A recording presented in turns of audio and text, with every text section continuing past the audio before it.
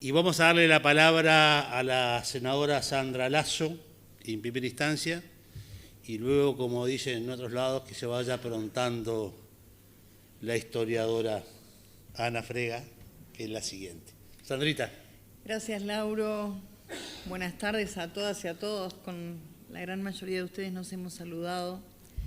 Creo que hoy es una jornada de reconocimiento, pero también una jornada de agradecimientos. Por eso agradezco la presencia fundamentalmente de todas y todos quienes de algún modo integramos estos colectivos. Por supuesto, el agradecimiento y la bienvenida al señor embajador de Bolivia, a nuestra querida compañera legisladora Ana Olivera, que tiene mucho que ver con todo esto también, con sus raíces. Creo que todos tenemos que reconocer y reivindicar lo que son nuestras raíces. Y a Lauro agradecerle que hace un tiempo comentó la idea, tiró la idea y la tomamos, la abrazamos. Con Nelson nos unen unos cuantos años de amistad, de tarea compartida en alguna medida también.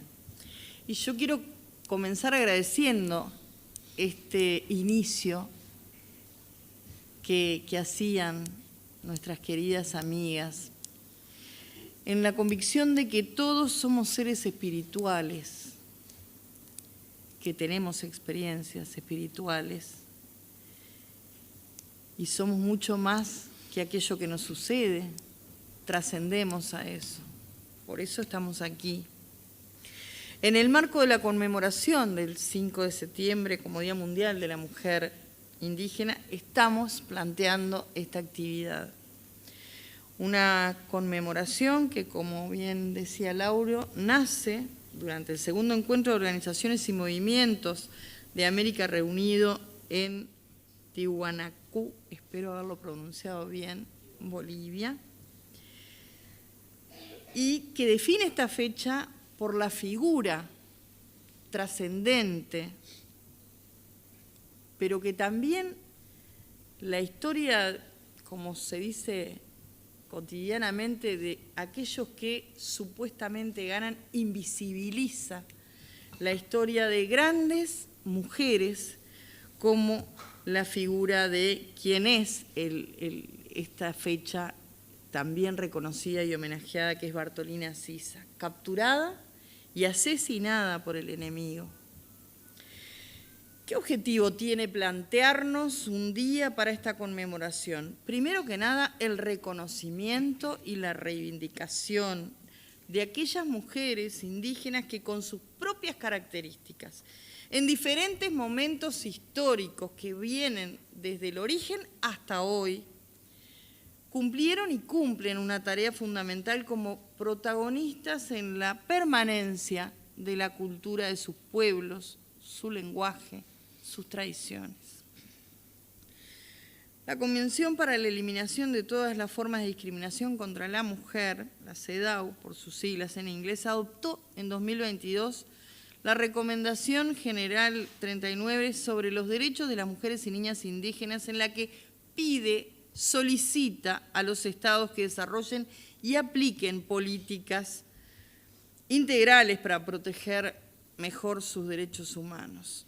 Y la misma se centra en los derechos que deben ampararlas, expresa aún más, estableciendo el carácter de obligatoriedad en el cumplimiento para los estados parte de la CEDAW. Y para poder cumplir con estas políticas, primero hay que reconocer, primero hay que visibilizar. Yo agregaría además, primero hay que respetar la existencia de estos colectivos, pero también interpelarnos sobre la discriminación que la sociedad, nuestra sociedad en general, aplica sobre estos. Poner en marcha iniciativas que cumplan con los compromisos asumidos es fundamental y nuestro Estado tiene un rol trascendente a cumplir allí. No solamente la necesidad de garantizar derechos a través de la legislación, las políticas públicas, en clave territorial, que promuevan participación e inclusión efectiva de las mujeres en la toma de decisiones, y en este caso de las mujeres indígenas.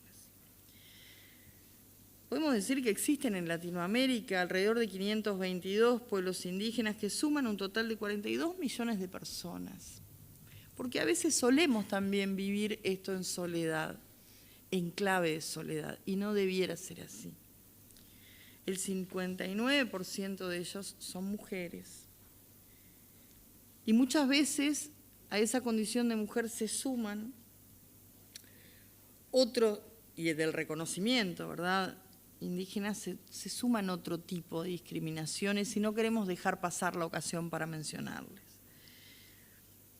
Me animo a decir que en esta civilización, producto de una aculturación que existió y persiste, sufrida, es una sociedad que se considera básicamente europeísta, cristiana, occidental. Continúa siendo entonces y existiendo ese sistema de opresión, tanto dentro de las comunidades como dentro de la sociedad en su conjunto. Entonces suman 3 condiciones muchas veces de discriminación a la que hoy están expuestas las mujeres en América Latina y las mujeres indígenas. Su condición de mujer dentro de una sociedad que es patriarcal y continúa siéndolo, su condición étnico-racial que la margina de la sociedad en que vive y su situación de pobreza, dado que no accede o en general no se accede a empleos dignos o seguros ni a servicios básicos como salud, educación, vivienda, alimentación. No obstante, estamos en plena realización y etapa de censo, cuyos resultados aguardamos. Podemos decir que desde el momento en que la propia encuesta nacional continua de hogares del INE incorporaba un estudio sobre razas en Uruguay en sus respectivas rondas de 1996 y 1997, tenemos allí algo como el antecedente directo de lo que luego fuera la integración por primera vez en 2011 de la variable ascendencia étnico-racial. Aquí están presentes varias de las organizaciones de pueblos indígenas que vienen reivindicando ese derecho a ser reconocidos como tales por el Estado, y ese reconocimiento se puede traducir en la posibilidad de practicar sus rituales, sus costumbres, su cultura, su lengua, acceder a mejores condiciones de vida. Por eso cobran relevante importancia, particular relevancia, si se quiere, en ese rol, el rol que han cumplido las mujeres a lo largo de la historia, las mujeres indígenas en nuestro país.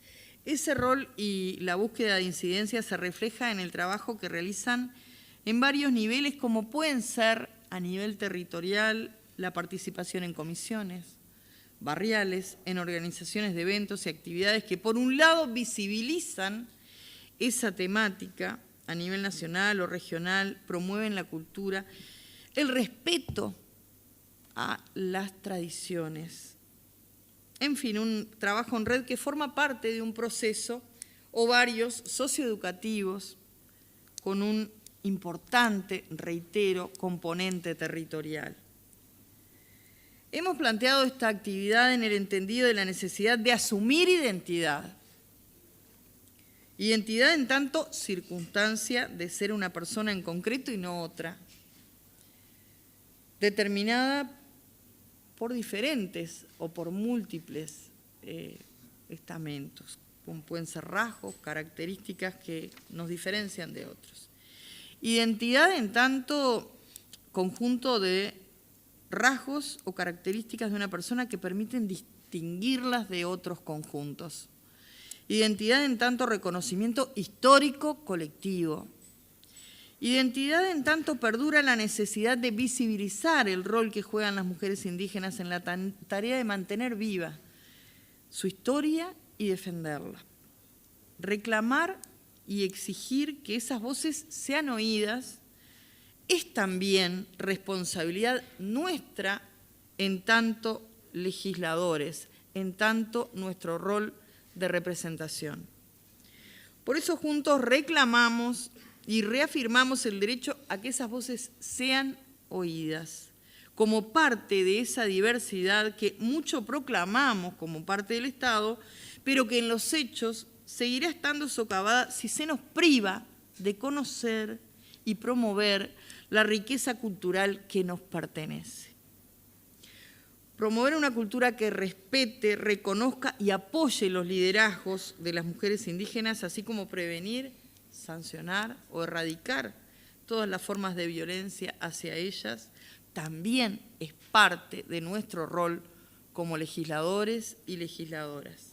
Por eso agradecemos tanto la participación de todos ustedes, porque son en definitiva los protagonistas de esta iniciativa, así como los equipos que en diferentes áreas del Estado trabajan en ese sentido. La libertad, que es una conquista y no una donación, exige una búsqueda permanente, decía Paulo Freire.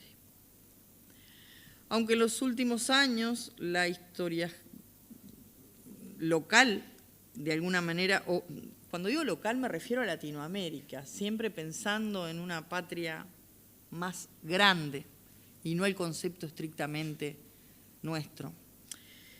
De alguna manera problematizó la invisibilización de las experiencias femeninas porque siempre estuvieron en función de los héroes o de los representantes masculinos. Sin embargo, esa pobreza de representación femenina en el relato revolucionario, si vamos a lo que fue la emancipación latinoamericana, y si tomamos como una de las referencias 1810, esa resistencia a la intervención, y uno comienza a explorar a través de relatos orales, a través de diferentes experiencias de investigación académica, aparecen allí algunas de las menciones que recientemente hacía Lauro.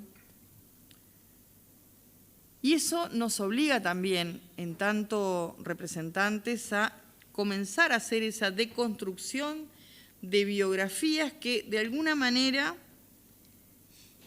hacen que aparezcan estos nombres de mujeres indígenas que fueron parte también de ese proceso de emancipación. Hay por allí varias referencias de autores latinoamericanos que tienen que ver con esta investigación histórica que pretende reponer, recolocar a las mujeres en esos procesos de emancipación y no que sean, como han sido hasta ahora, reconocidas o mencionadas ocasionalmente, casi siempre en relación a algún varón ilustre, o como madres, esposas, hijas, hermanas, en fin. Puede parecer polémico, y si es así, bienvenido sea, pero entiendo que es necesario hacer una relectura de la propia revolución artiguista con una perspectiva no solamente de género, sino también de la existencia de los pueblos originarios y seguramente quienes tienen la expertise y han investigado tanto desde el ámbito académico van a hablar de lo que se ha hecho en ese sentido. Y solo así se podrán entender las estrategias de resistencia y de resiliencia de las mujeres indígenas. María Blaré, China María, de raíces indígenas, Isabel Velázquez, Melchora Cuenca, como decía recién Uyunusa, nombres que aparecen por allí perdidos, pero que han sido parte de nuestra identidad.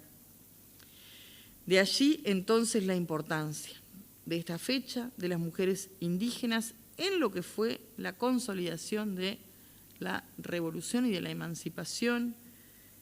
Ellas han sido las que han trazado también parte de los destinos de esta patria y merecen no solo el reconocimiento y la visibilización, sino también que sintamos todas y todos que somos parte de esa construcción que han elaborado. Por eso esta actividad, por eso reitero, para mí, más que una jornada de reconocimiento, es una jornada de agradecimiento por el valor y la tenacidad de mantener viva esa llama, y gracias por ese comienzo de la actividad.